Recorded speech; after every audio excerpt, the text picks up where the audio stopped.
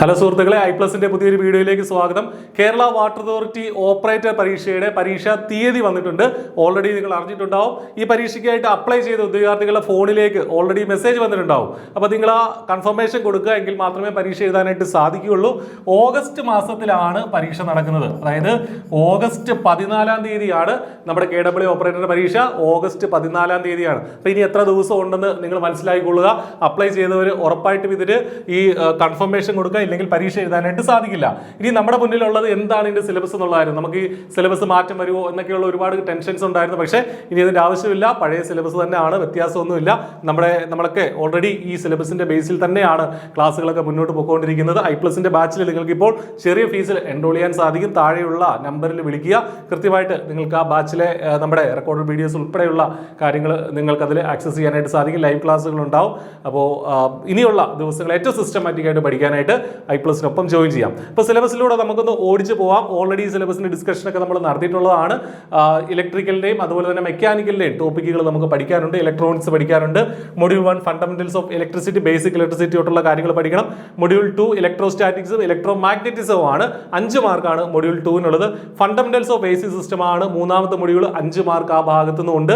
4ാമത്തെ മൊഡ്യൂളിലേക്ക് നമ്മൾ വരുമ്പോൾ മെഷർമെന്റ്സ് ആൻഡ് മെഷറിംഗ് ഇൻസ്ട്രുമെന്റ്സ്, അതും 5 മാർക്കിനുള്ള ഒരു മൊഡ്യൂളാണ്.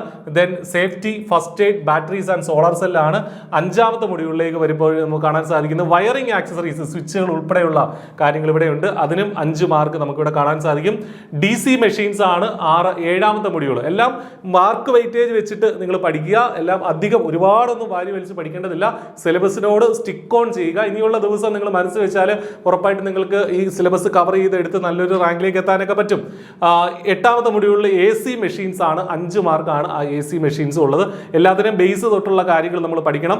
ബേസ് ക്ലിയർ ആയിരിക്കണം, എങ്കിൽ മാത്രമേ നമുക്ക് ക്വസ്റ്റ്യൻസ് ടാക്കിൾ ചെയ്യാൻ പറ്റുള്ളൂ. 9ാമത്തെ മൊഡ്യൂളിൽ വരുമ്പോൾ ഇലക്ട്രോണിക്സ്, ഡിജിറ്റൽ ഇലക്ട്രോണിക്സ് ആണ്. അവിടെ വിവിധ ഗേറ്റുകൾ ഉൾപ്പെടെയുള്ള കാര്യങ്ങൾ പഠിക്കാനുണ്ട്. പവർ ഇലക്ട്രോണിക്സ് ആണ് 10ാമത്തെ മൊഡ്യൂൾ. അങ്ങനെ 10 മൊഡ്യൂളുകളാണ് നമ്മുടെ ഇലക്ട്രിക്കൽ ആൻഡ് ഇലക്ട്രോണിക്സ് ഭാഗത്ത് നമുക്ക് പഠിക്കാനുള്ളത്.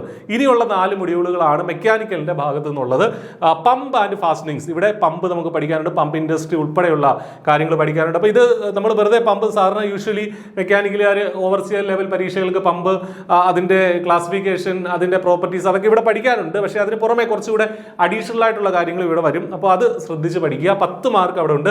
ഫാസ്റ്റനിങ്സിന്റെ ആ ഭാഗത്ത് എന്താ ഉള്ളത്? ഫാസ്റ്റനേഴ്സ്, സ്ക്രൂ, നട്ട്, സ്റ്റഡ്, ബോൾട്ട്, ലോക്കിംഗ് ഡിവൈസുകളൊക്കെ ഉണ്ട്. അതിനുശേഷം ഷീറ്റ് മെറ്റലിന്റെ ഒരു ഭാഗം ഇവിടെ നമുക്ക് പഠിക്കാനായിട്ടുണ്ടെന്നുള്ള കാര്യം ഓർക്കുക. ഷീറ്റ് മെറ്റൽ, അതിന്റെ പിന്നീട് റിവെറ്റിംഗ്, സോൾഡറിങ് തുടങ്ങിയ ഫാസ്റ്റനിങ് മെത്തേഡ്സും നമുക്കിവിടെ പഠിക്കാനായിട്ടുണ്ട് എന്നുള്ള കാര്യം ശ്രദ്ധിക്കുക.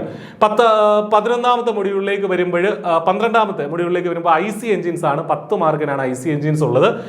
SI എഞ്ചിന്, CI എഞ്ചിന്, 2 സ്ട്രോക്ക്, 4 സ്ട്രോക്ക് ഉൾപ്പെടെയുള്ള കാര്യങ്ങൾ ഇവിടെ നമുക്ക് പഠിക്കാനുണ്ട്. എഞ്ചിന്റെ ബേസിക് ആയിട്ടുള്ള മെയിൻ്റനൻസ് ഉൾപ്പെടെയുള്ള കാര്യങ്ങൾ ഇവിടെ പഠിക്കാനുണ്ട്. 13ാമത്തെ മൊഡ്യൂളിലേക്ക് വരുമ്പോൾ പവർ ട്രാൻസ്മിഷൻ ആണ്. അവിടെ എന്തൊക്കെയാണ്? പുള്ളീസ് ഉണ്ട്, അതുപോലെ തന്നെ പമ്പ്സ് ഉണ്ട്, സ്പെഷ്യൽ പമ്പ്സ് ഉണ്ട്. അത്തരം കാര്യങ്ങൾ, പുള്ളിയാണ് പ്രധാനമായിട്ടും നമുക്ക് പഠിക്കാനുള്ളത്. വാൽവുകൾ നമുക്ക് പഠിക്കാനുണ്ട്. വാൽവുകൾ ഇമ്പോർട്ടൻ്റ് ആണ്, അത് നമുക്ക് പഠിക്കാനുണ്ട്. ദെൻ 14ാമത്തെ മൊഡ്യൂളിലേക്ക് പോകുമ്പോൾ ഫ്ലൂയിഡ് വാൽവ്സ് ആണ്. ഇവിടെയാണ് നമ്മൾ മറ്റ് പരീക്ഷകൾക്ക് അധികം ഇതങ്ങോട്ട് പഠിക്കാറില്ല. പമ്പ് ഓപ്പറേറ്റർക്ക് വേണ്ടിയിട്ടാണ്, അല്ലെങ്കിൽ ഓപ്പറേറ്റർ, KW ഓപ്പറേറ്റർ പോലുള്ള പരീക്ഷകൾക്ക് വേണ്ടിയിട്ടാണ് പഠിക്കുക.